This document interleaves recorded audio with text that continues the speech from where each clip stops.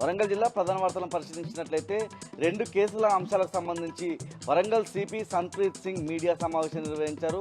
మొదటి వార్త చూస్తున్నట్లయితే అమాయక రైతులను లక్ష్యంగా చేసుకొని ప్రముఖ కంపెనీల పేర్లతో నకిలీ పురుగుల మందులు అమ్ముతున్నటువంటి 7 సభ్యుల ముఠాను వరంగల్ పోలీసులు అరెస్ట్ చేశారు. ఈ మేరకు నిందితులను మీడియా ముందు చూపించిన సందర్భం కనిపిస్తూ ఉంది. నిందితుల దగ్గర నుంచి 78,63,000కు సంబంధించినటువంటి విలువైన నకిలీ పురుగుల మందులకు సంబంధించి నకిలీ విత్తనాలను కూడా స్వాధీనం చేసుకున్నారు. దాంతోపాటు నకిలీ పురుగుల మందులకు ఉపయోగించేటువంటి సామాగ్రిని కూడా స్వాధీనం చేసుకున్నామని సిపి సంప్రీత్ సింగ్ వెల్లడించారు. ఈ ముఠాలో మొత్తం 9 మంది ఉండగా 7గురిని అదుపులోకి తీసుకున్నామని, మరొకరు హైదరాబాద్లో జైల్లో ఉన్నారని, మరొకరు పరారులో ఉన్నట్లుగా సిపి సంప్రీత్ సింగ్ తెలిపారు.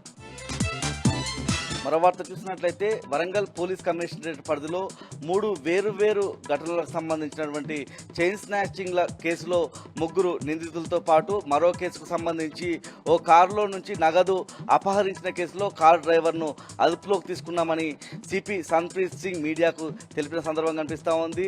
నిందితుల దగ్గర నుంచి 3 కేసులకు సంబంధించి కూడా 4,90,000 రూపాయల విలువైన బంగారంతో పాటు 8,10,000 రూపాయల నగదు, ఒక ఆటో, బైక్, 2 సెల్ ఫోన్లను స్వాధీనం చేసుకున్నామని సిపి సంప్రీత్ సింగ్ తెలిపారు.